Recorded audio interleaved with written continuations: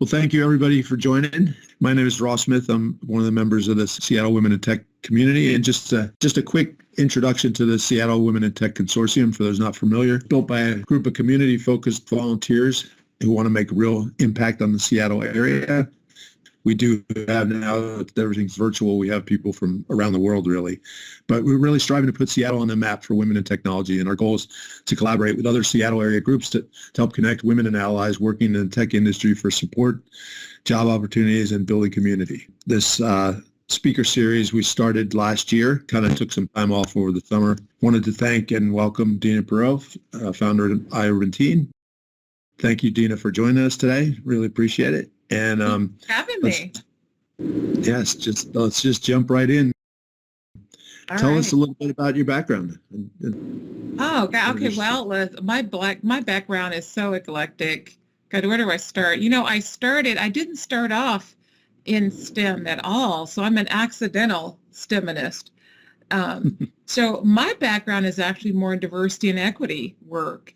And working in the public sector. I worked in the private sector for years before moving up to the Pacific Northwest from California, then worked mainly in the public sector and now nonprofit, with iUrbanTeen. And so I was a commissioner here in the state of Washington on the Governor's Commission on African American Affairs, and all of our ethnic commissions were talking about the opportunity gap issue, especially for male youth of color who were falling through the cracks, being marginalized, all of those things. And I'm an entrepreneur, so, entrepreneurs always look at things that they can fix or things that they can create to fix a problem. And so I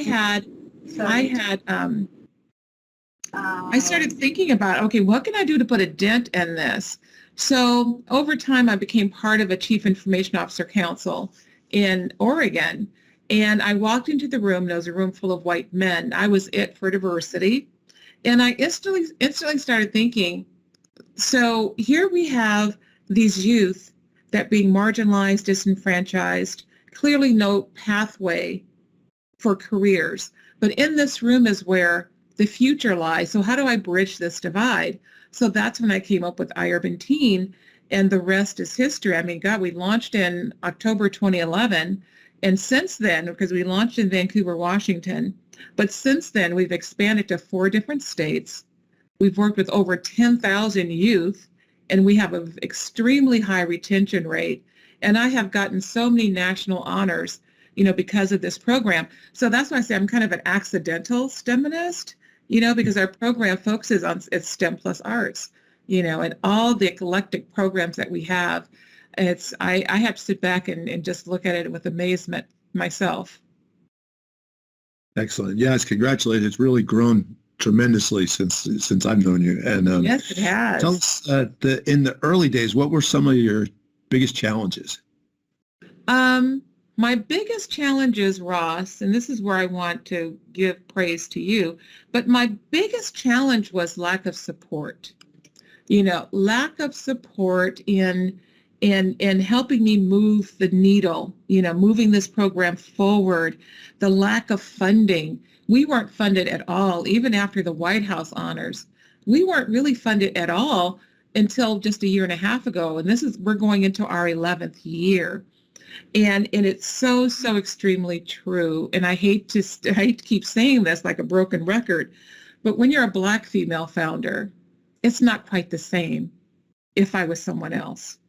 There's organizations that don't believe in you. They don't trust you. Oh, they can't handle this.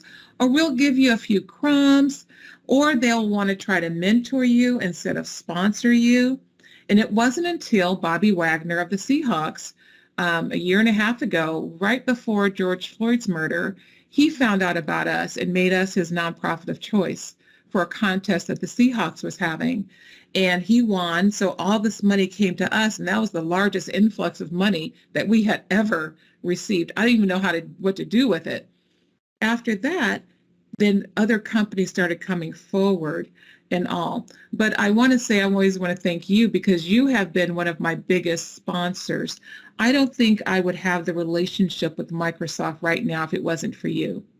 Because, you were the one that started having our summits there at your campus, there in Kirkland. And so, I want to thank you for that, because you weren't a mentor, you were a sponsor. You're someone that believed in me and believed in this mission and went, head first, dived right in and made it happen. So I thank you. You're such an amazing friend. Yes. Well, thank you. It's been an honor to work together in so many different ways. That's been great. But what inspired? I mean, it's just a tremendous story. What inspired you to kind of plug through, 9-10 years of very limited funding? Well, I'm so headstrong and stubborn. I really am. But it's for the good. It's for the good.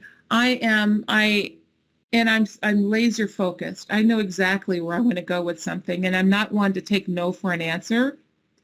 And even when at the White House and they asked the question, what are some of your challenges?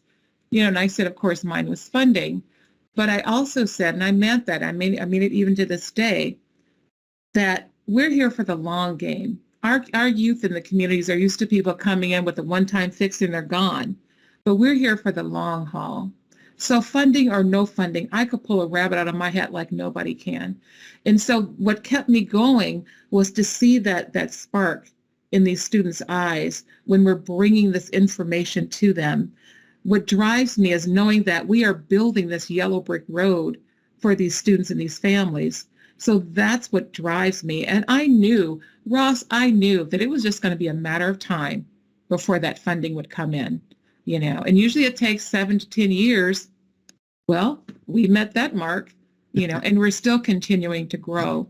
So I'm so honored, and I'm so glad that I did this without stepping on toes, without copying someone else's body of work, that and keeping our students and families at the center and not changing our path because someone wanted us to go in a different direction.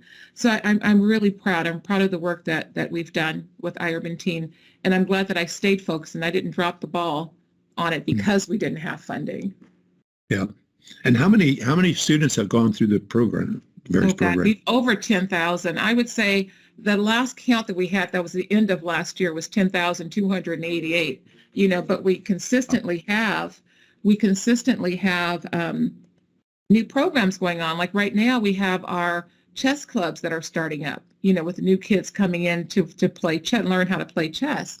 We also have our new iSports program that started when did that start? In January. And our iSports program, it's really cool. It is sports and data analytics, and it's only for girls. This first cohort is for girls only. And then we have our iMap program, which actually was co-designed by Microsoft and Cigna. And awesome. Our iMap program is GIS mapping and data analytics around a research topic. And this one that the girls are working on is on sickle cell, where not only are they learning these technology tools, but they're also learning research, and they're learning about a health issue that's affecting communities. Now, sickle cell is one of those diseases because it's considered a Black disease. It doesn't get as much research dollars as others do. So they're going to be researching those type of issues. So I'm really excited to see their case studies when they complete it. No, that's excellent. Yeah, it's so great to hear. Just the size of the impact is just phenomenal. Mm-hmm. In your experience now, I'm sure you probably talked to all 10,288 of the students. From that, and just in general, your background is varied. What advice would you give early in career women and in this group, maybe women in tech, or just early in career in general? What kind of things do you tell students to light them up? What I tell them is more on the life skills part of things, and it's about advocating, self-advocacy. How do you advocate for yourself in places where no one looks like you? Usually, and especially for women, if they're going into an all male-dominated environment, will usually tend to be more quiet, just kind of be invisible. They don't want to rock the boat, whatever. and they'll let microaggressions just kind of slide by. But it's still what some people feel that slides over their head still attacks the heart. So I am a big advocate on teaching our students and even adults on how do you best advocate for yourself. I usually will tell women and men also, when I have different speaking engagements, I ask, how many of you have children? And usually a lot of them will raise their hand. And I'll say, don't you want that your child, when they grow up and they're in the working world, don't you want them to have their voices heard, for them to advocate for themselves? And they're all like, yes, definitely. Then why aren't you doing it for you? Right? And it could be such a hairy, scary thing to do, but that is self-love. When you're able to advocate for yourself, when you're able to create safe and healthy boundaries, that's self-love. So start looking at that differently. But also find what your passion is. Find out what your true passions are. Understand what your worth is. Understand your worth, but also understand how do you show that worth. Good friend of mine, Shalmina, has a book coming out on that topic, and I'll make sure I share it with all of you so that you can get it. And that's when, because we've always heard that the phrase know your worth, know your worth, know your value, but how do you show it?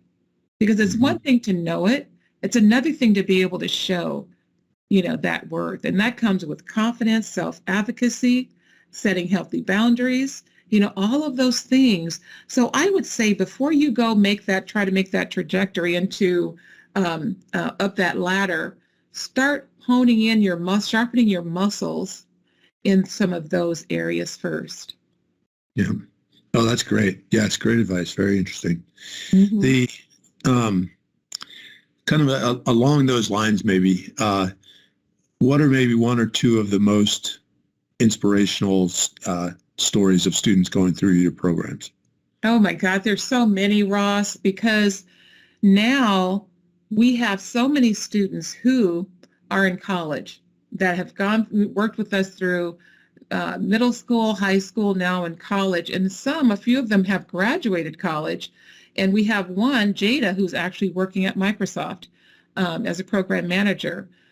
She was one of our first students when we launched in Seattle, and went on to Spelman to major in computer science. And she's there, like I said, at Microsoft.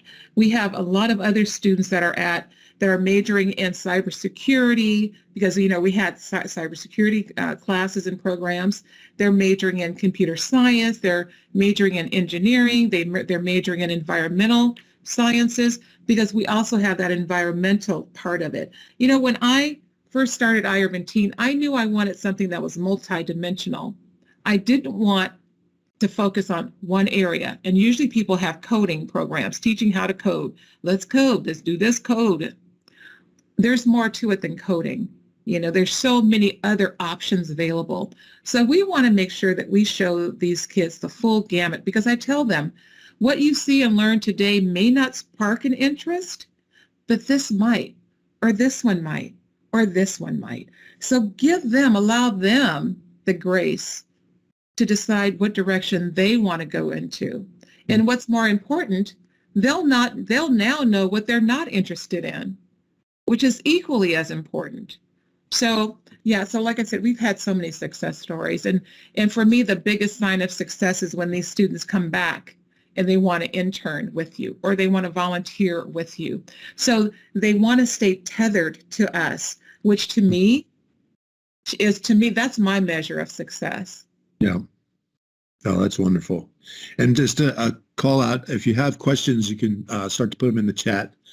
And, you mentioned early on families and students, and I know you involve the families in a lot of your programs. Tell us a little bit about that and why you do that, how you decided to do that, and why. That was by design.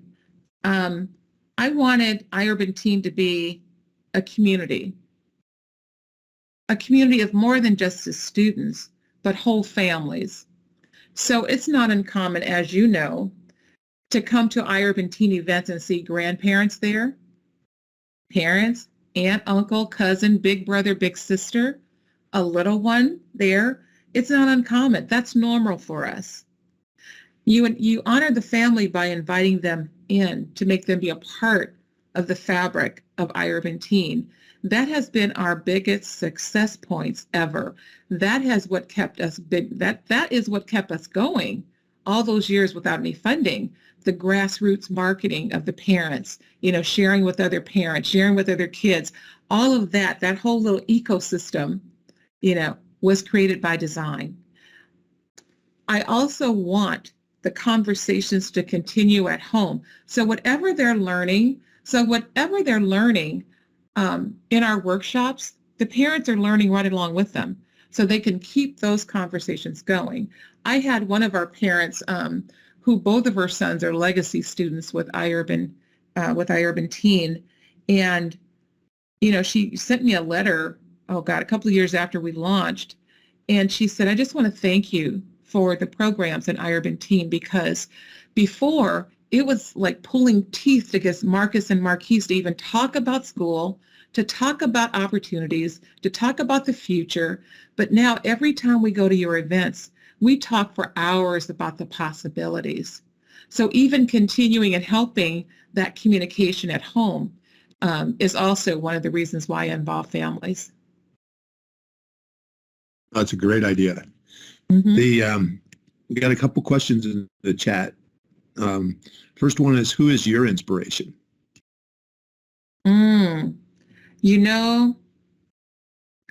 That one is interesting because my inspiration are both my parents, my mother and my father. My father had this drive that was relentless, and he was way ahead of his time. He made my car. I had a Chevy Vega back in the 70s. I'm old, y'all. Back in the 70s, I had a Chevy Vega that he got me.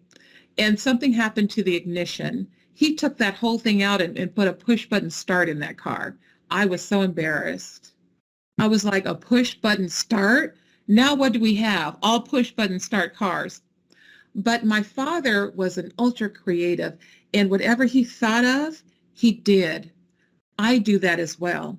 My mother was the introvert, quiet woman, but always giving. And she would always tell us, at the end of the day, when you're on your deathbed, it doesn't matter what material possessions you have. What matters most is what you've done to help others. So I have the heart of my mother and the drive of my father into this mosaic of who I am and why I do things and how I stay focused on things, and I drive it, till the end, until all the wheels fly off, right? So my inspirations come from my parents. I got to give them praise. Excellent. Oh, that's great. Wonderful. We have another one in the chat. For new STEAM programs launching post-COVID, how can we assure we integrate cultural norms for BIPOC students? Cultural norms, meaning that everything is culturally centered. If that's the question, we've always had things that are culturally centered in iUrbanTeen. Now for us, and because we are so family focused, we've never had a drop off of students, not even virtually. Because of COVID, we had to shift from having live in-person events, which I love. I never wanted anything online. So we're kind of old school, new school, meaning in person, we wanted kids to build relationships with others, work in a team effort or a team collaboration where they're brainstorming ideas off of each other, or either a paired learning. We never had them learn on their own anywhere. And so when we shifted to the online model, we had instructors that looked like them, that were online instructors as well. Not all of them, the majority were. And so when we came back to have live in-person events, also, again, that whole team building thing, paired learning. One of our programs that we have is called our I Speak program. It's all about the art of public speaking. But tier 2 of that is using your voice for conflict resolution, using your voice for negotiating, using your voice for interviewing. But our I Speak program is like a mix between Toastmasters and the Apollo Theater, meaning it's about call and response. That's what we do in the community. And Yeah. so we're talking back to those students while they're speaking because they love that instant gratification. So yeah, everything that we do is culturally centered around that student. The other thing that we do is ensure that all of our volunteers, instructors go through a trauma-informed care training, because we never know, even with some of the racial issues these kids have to deal with in the school system, or the bullying or the trauma from at home, anything, we don't know.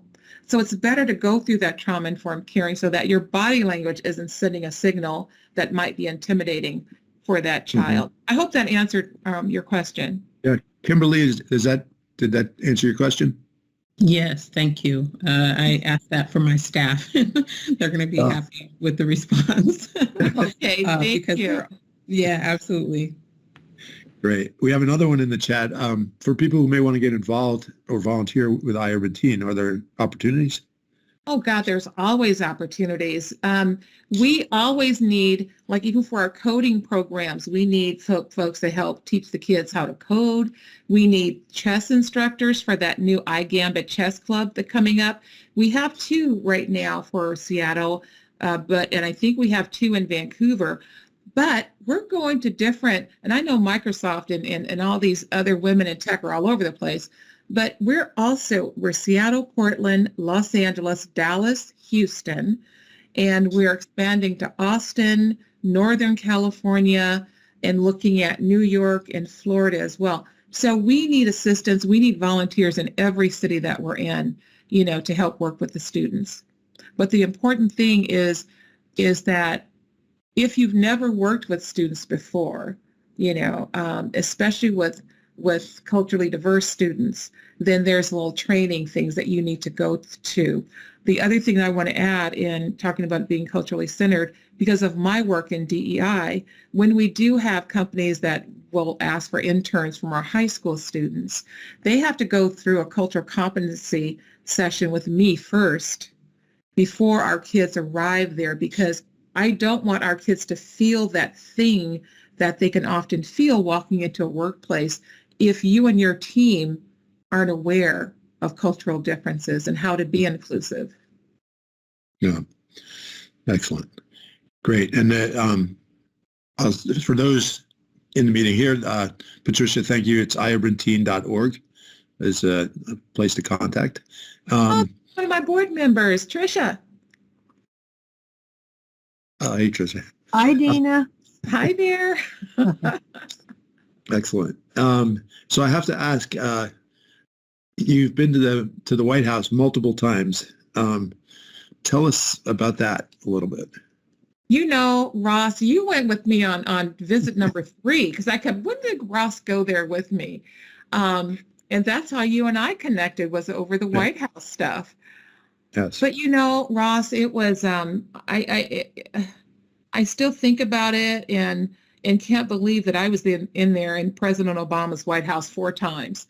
In fact, they created a program called My Brother's Keeper, and that used some of the framework of iUrbanTeen. So that's one of the reasons why they kept inviting me back as well. But I remember the first time going there when I was honored as a White House Champion of Change for Technology Inclusion.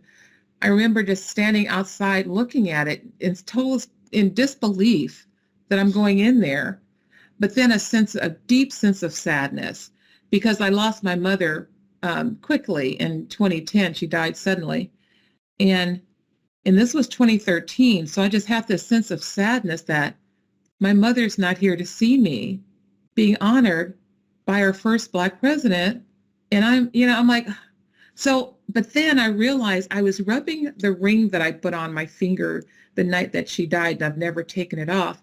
But I realized I was standing there rubbing it. And then I smiled and said, no, you're coming in here with me. You're coming in here with me into this space.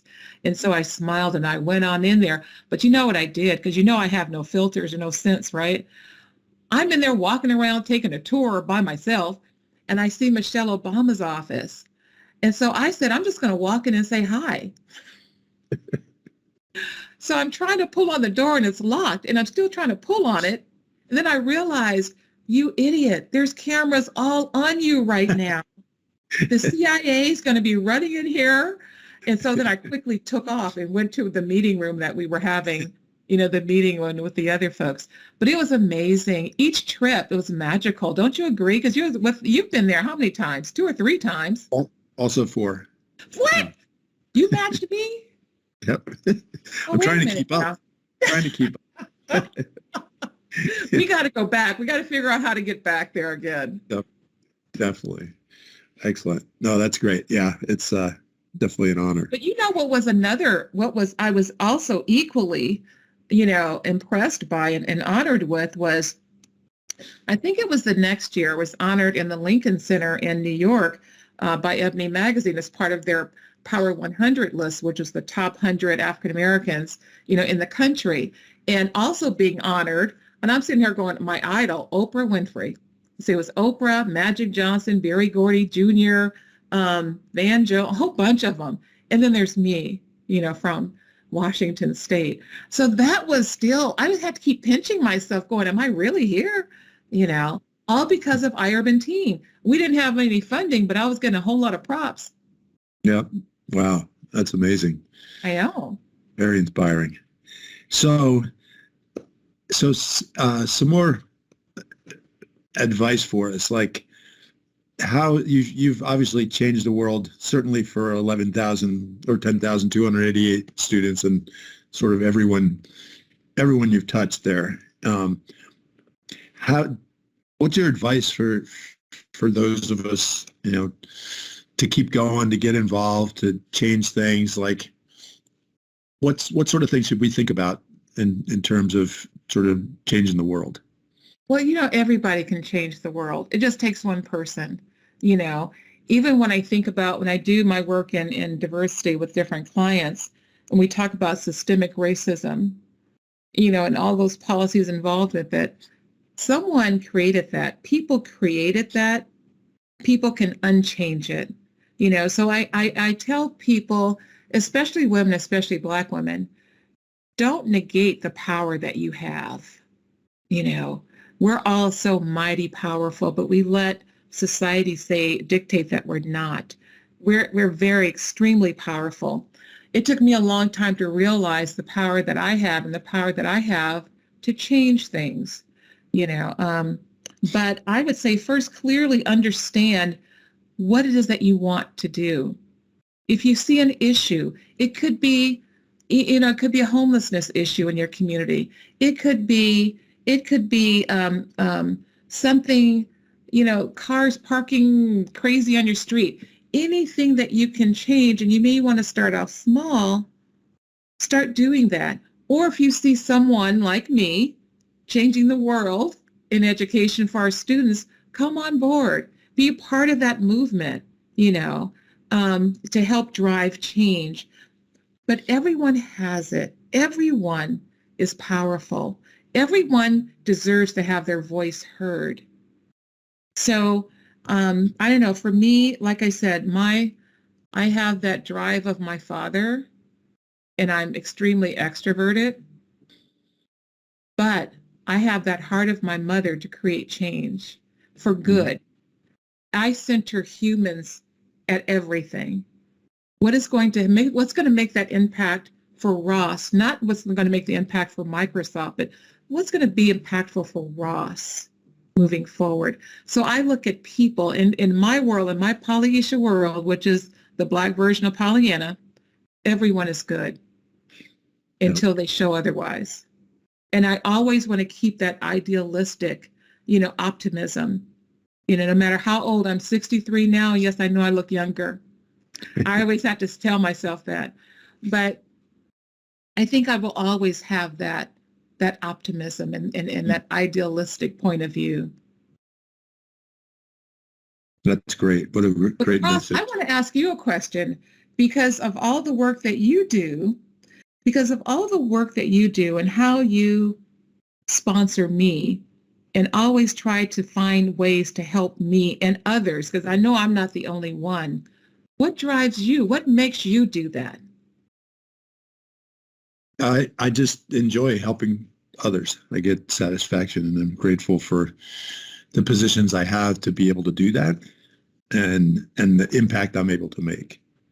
Mm-hmm. And and I'm uncomfortable with the focus being on me. I know you are. So, and it should be, because others should be like you, really. And then when it comes to sponsoring people, because a lot of us women and women of color, we will have people that will want to mentor us but not sponsor us. That's a huge difference, you know. And you've never sat there and told me what to do. You know, I'm so hard-headed, I wouldn't listen anyway. But you've never done that. You would say, you know, hey, how can I help you? Or, hey, Deena, what about this? Do you think this would be beneficial? What about if I have you on here? I love that. Not too many people in my orbit over the years have done that, have tried to create those pathways, you know, for me. You know, so I tell people, if you're lucky enough to have a Ross in your corner, make sure you nurture that friendship and relationship. And I need to do better too, Ross. I need to be saying, Ross, what do you need help with? You know, because I focus everything on me. You're the only person I know who's invited me to the White House, so I think we're good. No, but I think too, I think that that sometimes when we are founders of things and all, we get so kind of in this one lane of this that we overlook sometimes, not on purpose, but we sometimes overlook those in our orbit that has helped us get there. And I say that because I'm still struggling with the loss of a dear friend, Carrie, who was with Multnomah County, and she passed away last year of a very aggressive form of ALS. She was gone within 6 to 8 months after being found out that she had it. But Carrie, all along in my career, when I left the city, trying to start my company, taking care of my mom with dementia, and just struggling trying to make a business happen so I can stay at home, take care of my mom, Carrie was the one from Multnomah County that sponsored me, like how you do. She made sure Multnomah County was involved with any type of projects I was doing. Everything that I did, Carrie was there. Even when I started here in Seattle, this diversity career fairs with public sectors, she made sure Multnomah County from Portland came all the way up here to be involved. And so when I was found out that she had ALS and she only had a few months to live, I started feeling this guilty feeling that she has done so much for me. What have I done for her? How have I even shown my gratitude and appreciation for her? I still struggle with that, you know. So that's why for me, it's slowing down, realizing these amazing people in my orbit. Patricia, who's on my board, has been there ever since and giving it full force attention and support. You know, and there's a number of people I can count on one hand who are in that orbit, who are pure, genuine-hearted individuals that believe in me. You know, so now it's my turn to believe in you. So again, I thank you again, Ross, for everything that you've done for me. Yeah, well, on behalf of the 10,288 students who've gone through your programs, I thank you for all you're doing. And we're coming to the end here, but if people have questions, just put them in the chat or feel free to unmute. I have one more, which is sort of what's the future? What's Deena in 5 years? What's iUrbanTeen in 5 years? Well, you know, in 5 years, I have, you know, what we're doing right now are things that I had envisioned 10 years ago. So now it's looking at that next 10-year plan. As you know, I'm going to Dallas at the end of the month, meeting with a group of folks there locally to help expand our programs in Dallas. Because unlike Portland and Seattle, where we have executive councils, we have infrastructure built, we don't have that in Los Angeles, Dallas, Houston. I would just go and have a once a year summit, and that's it. So the families in those cities would see stuff posting on Facebook and social media about all these activities happening up here, wondering why we couldn't bring it there, because we don't have an infrastructure. So now, since I have the Pacific Northwest stabilized with my employees, I'm looking at going to all these other cities and building those infrastructures so that we can bring these dynamic programs, you know, there to those areas. So first it's Dallas. Then we're going to be going to Houston and relaunch there. I met a number of CIOs in Austin that want us to bring iUrbanTeen to Austin. Then we've got Los Angeles, Sacramento. We're looking at New York. Harlem is one of the points that we're looking at launching. And also London, North London in 2023. So the next year, the next steps for us are getting stabilized in those cities. I want iUrbanTeen to not only be a national program, just like the Boys and Girls Club and all that, but an international program as well. Wow, that's inspiring to hear. Mm-hmm. All started by this one hard-headed woman. Excellent. Well, again, thank you. I'll put the call out if anybody has any questions for Deena. But just wanted to say thank you very much for your time and for just a lot of great words of wisdom and inspiring stories. And I think we all aspire to have the impact in the world that you have had. And for those watching the recording, it's iUrbanTeen.org, and you can learn more about the Seattle Women in Tech.org as well. So thank you. And thank you. Thank you all. Thank you all very much for joining, and have a great rest of your day. Bye. Bye, Deena. Thanks again, Deena. Bye-bye. Thank you so much, Deena. Thank you.